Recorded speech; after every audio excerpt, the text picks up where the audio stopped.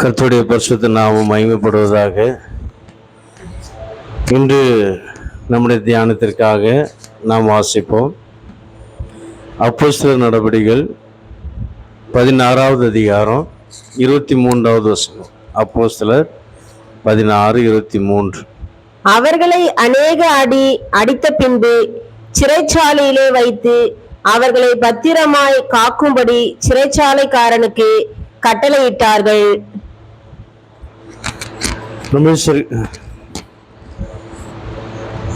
கர்த்தருடைய நாமம் மகிமைப்படுவதாக. இந்த வசனத்தில் நாம் பார்க்கிறோம், பவுலையும் சீலாவையும் அழைத்து அடித்து சிறைச்சாலையில் போடும்படியாக கட்டளையிட்டதாக நாம் பார்க்கிறோம். எனக்கு அருமையான தேவனுடைய பிள்ளையே, நாம் இதற்கு முந்தின வீடியோவில் நான் பார்த்தோம், ஒரு ஊழியக்காரனை நிந்தித்ததுனால என்ன நடந்துச்சு. பெரிய ஒரு பூஜாரி குடும்பமே ரட்சிக்கப்பட்டுச்சு. ஒரு பூஜாரி குடும்பம் ரட்சிக்கப்பட்டுச்சுன்னா அவனை என்ன நடந்திருக்கும்? பின்னாடி அந்த ஆலயத்துக்கு வருகிறவர்களும் ரட்சிக்கப்பட்டிருப்பாங்க இல்லையா? இங்கே பாருங்க, இங்கே சிறைச்சாலையில் போடுறாங்க பவுலையும் சீலாவையும், தேவனுடைய ஊழியக்காரர்களை சிறைச்சாலையில் போடுறாங்க. அதனால என்ன நடந்துச்சு? பெரிய ஒரு அற்புதம். அப்போ நான் இதெல்லாம் ஏன் சொல்றேன் அப்படின்னா, இந்த மாத வாக்குத்தத்தமே அதான். என் ஜனங்கள் ஒருபோது வெட்கப்பட்டு போவதில்லை. வெட்கப்படுகிற மாதிரி சூழ்நிலைகள் வரும், அதான் தேவன் சொல்ற. வெட்கப்படுகிற மாதிரி சூழ்நிலைகள் வரும், ஆனாலும் என் ஜனங்களை நான் வெட்கப்பட்டு போக விடவே மாட்டேன்னு சொல்றாருங்க.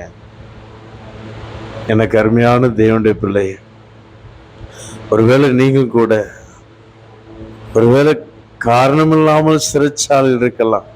என் நாட்கள் எத்தனையோ தேவனுடைய ஊழியக்காரர்கள் சிறைச்சாலையில கஷ்டப்படுகிறத நாம் கேள்விப்படுகிறோம். ஒரு நாள் செய்தி, வாட்ஸ்அப்ல செய்தி இப்படியாக வந்தது, முழு உலகம் எங்கும் 3 ஊழியக்காரர்களை அனுதினமும் சிறைச்சாலையில் அடைக்கிறாங்களாம். இப்படி ஏதோ நான் பார்த்த ஞாபகம் இருக்குது. இப்போ எவ்வளவா சிறைச்சாலையில அடைக்கப்படுகிறார்களோ அவ்வளவா அந்த இடத்துல, அந்த தேசத்துல, அந்த மாநிலத்துல, அந்த கிராமத்துல, அந்த ஊர்களில் தேவனுடைய வசனம் அவ்வளோ வல்லமையா பரம்புங்க, விஸ்தாரமாகும். எவ்வளோ வேணும், சந்தேகமே இல்லை. ஏன்னா நாம் ஆராதிக்கிற நம்முடைய இயேசு, அவர் ஜீவன் உள்ளவர், அவர் சொன்னதை செய்கிறவர், செய்ய போகிறதான் அவர் சொல்லுகிறவர். என்ன சொன்னாருங்க? என் ஜனங்கள் ஒருபோது வெட்கப்பட்டு போவதே இல்லை. இப்போ எனக்கு அருமையான தேவனுடைய பிள்ளையே, எத்தனையோ சோதனைகள் வரலாம்.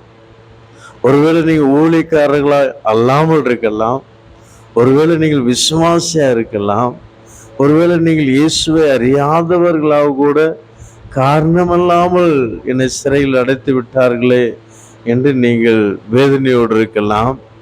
யாரா இருந்தாலும் சரி, காரணம் இல்லாமல் சிறைச்சாலையில் அடைக்கப்பட்டீர்களா? கர்த்தராகிய இயேசு கிறிஸ்து உங்களுடைய வாழ்க்கையில, குடும்பங்கள்ல பெரிய ஒரு அற்புதம் செய்ய போகிறாருங்க. ஆனால் வர்ணிக்க முடியாது, அவ்வளோ ஒரு பெரிய அற்புதம் கர்த்தர் செய்வார். நீங்கள் ஊழியக்காரராக இருக்கலாம், நீங்கள் விசுவாசியா இருக்கலாம், இயேசுவை அறியாதவர்களாக இருக்கலாம், பெரிய அற்புதம் கர்த்தர் செய்வார். யார் மூலமா நீங்க உள்ள போனீங்களோ அவர்கள் உங்கள் பாதத்தை கழுகத்தக்கதாக கர்த்தர் பெரிய காரியம் செய்வாருங்க. ஏன்னா காரணம் இல்லாமல் ஒரு மனுஷனை சிறையில் அடைக்கிறது சாதாரண காரியம் இல்லை. மேலே உள்ள பார்த்துட்டு சும்மா இருக்க மாட்டாங்க. நிறைய பழமொழிகள் சொல்லுவாங்க முன்னோர்கள். என்ன பழமொழின்னா, மனுஷன் அன்று செய்வான், தெய்வம் நின்று செய்யும். மனுஷன் அன்று செய்வான், கண்ணை மூடிட்டு நியாயம் தீர்த்துருவாங்க. ஆனா தெய்வம் நின்று பொறுமையா கரெக்டா நியாயம் விசாரிப்பார். தெலுங்குல கூட ஒரு பழமொழி உண்டு.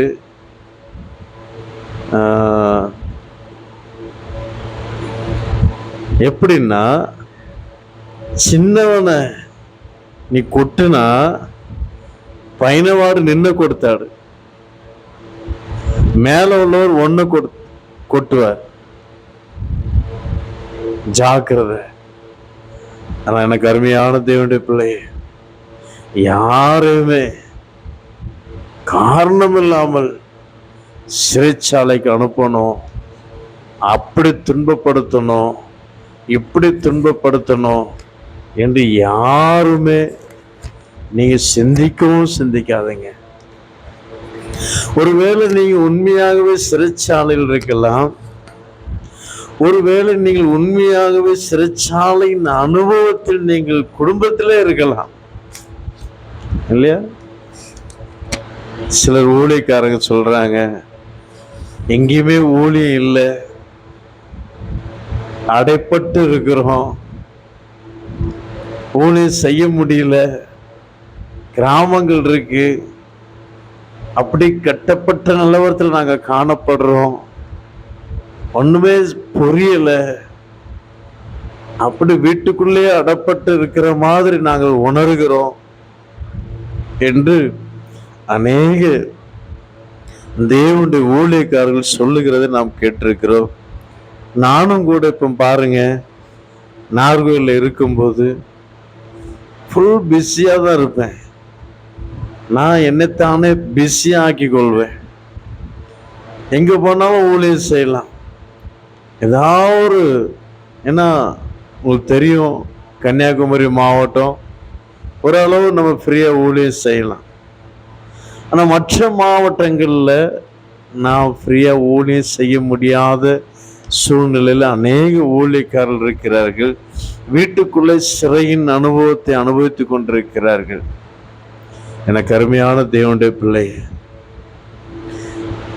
இப்படிப்பட்ட சூழ்நிலை எப்பொழுதும் இருக்கும் என்று நீங்க கவலைப்படாண்டா. கர்த்தர் இந்த மாதம் முடிவதற்குள்ளாக கர்த்தர் பெரிய ஒரு அற்புதம் செய்வாருங்க.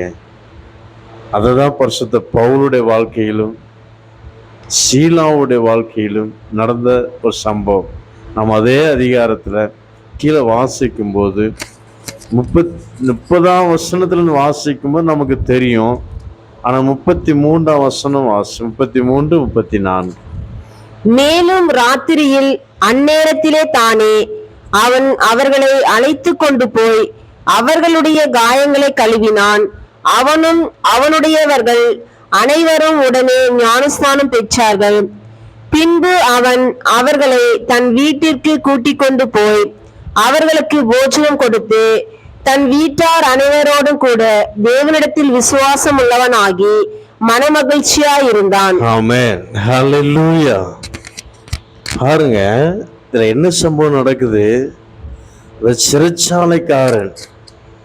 சிறைச்சாலைக்காரன் ரட்சிக்கப்பட்டு இயேசுவை விசுவாசித்து முழு இருதயத்தோடு அவர் ஞானஸ்நானம் எடுப்பதற்கு ஒப்பு கொடுத்து, அது மாத்திரமல்ல, நான் நாட்களை கடத்தக்கூடாதுன்னு ராத்திரியா ஞானஸ்நானத்துக்கு ஒப்பு கொடுத்தவராக அன்று இரவே அவர்களுக்கு ஞானஸ்நானம் கொடுக்கிறார் தேவனுடைய ஊழியக்காரர்கள்.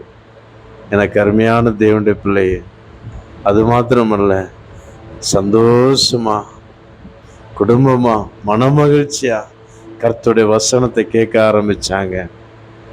எனக்கு அருமையான தேவனுடைய பிள்ளை, அந்த ஜெயிலர் தான், அந்த சிறைச்சாலைக்காரர் தான் அடிக்க சொன்னது. அவர் தான் என்ன செய்யறாரு? காயத்தை கழுவுறார். எங்கெங்கெல்லாம் காயம் பட்டிருக்கோ இந்த காயத்தை கழுவுறார், மருந்து போடுறார். எனக்கு அருமையான தேவனுடைய பிள்ளை, பயப்படாதீங்க. இந்த சிறை அனுபவம் எப்பொழுதுமே இருக்கும் என்று நீங்க நினைக்காதீங்க. சீக்கிரமா மறையும். கர்த்தர் நம்முடைய ஊழியத்துல பெரிய காரியம் செய்வாருங்க. பெரிய காரியம் செய்வார். யார் யாரெல்லாம் சிறையின் அனுபவத்துல கஷ்டப்பட்டு கொண்டிருக்கிறீங்களோ, உண்மையாகவே சிறையில் இருக்கிறீர்களா, கர்த்தர் உங்களுக்கு டபுள் 100 மடங்கு உங்களுக்கு பிரதிபலன் சீக்கிரமாக உங்களுக்கு செய்வார். வீட்டுக்குள்ள இருந்து சிறை அனுபவத்துல கஷ்டப்படுறீங்களா, உங்களுக்கும் எனக்கும் கூட கர்த்தர் பெரிய காரியம் செய்வார் என்று நாங்கள் விசுவாசிக்கிறோம். நீங்களும் விசுவாசிங்க, சோர்ந்து போகாதீங்க. கர்த்தர் பெரிய காரியத்தை செய்வாருங்க. நம்முடைய தேவன் என்ன சொன்னார்னா, என் ஜனங்கள் ஒருபோது வெட்கப்பட்டு போவதே இல்லை. நாம் அவருடைய ஜனங்கள்ங்க, நாம் அவருடைய ஆடுகள், நாம் அவருடைய பிள்ளைகள். நாம் ஒருபோது வெட்கப்பட்டு போக அவர் விடவே மாட்டார். நம்மளுக்கு கீர்த்தியும் புகழ்ச்சியுமாக வைக்க வேண்டும் என்று தான் அவர் விரும்புகிறார். அதனால சில சோதனைகளை அனுமதிக்கிறார். ஏன் அனுமதிக்கிறார்னா, பெரிய ஒரு ஊழியத்தை கொடுப்பதற்கு முன்பதாக சில சோதனைகள் கொடுத்து தான் நமக்கு கொடுப்பார். எனக்கு அருமையான தேவனுடைய பிள்ளை, ஏன் அந்த ஊழியத்தை நடத்துவதற்கு நாம் இந்த சோதனை தான் நம்ம என்ன செய்யுதுன்னா நம்மளை பலப்படுத்துது. அவர் பரிசுத்தவான்கள் சொல்லுவார், பரிசுத்தவான் சொன்னது எனக்கு ஞாபகம் வருது. ஏன் சோதனை அனுமதிக்கிறான்னா, பெரிய ஒரு ஆசீர்வாதத்தை தேவன் நமக்கு கொடுக்கும்போது அதை தக்க வைக்கவும், அதை பாதுகாக்கவும், அதை கண்ட்ரோல் பண்ணி நடத்துறதுக்கும் அதுக்கேற்ற ஞானமும் திறமையும் அபிஷேகமும் பெற்றுக்கொள்வதற்காகவே தேவன் சோதனையை அனுமதிக்கிறாராம்.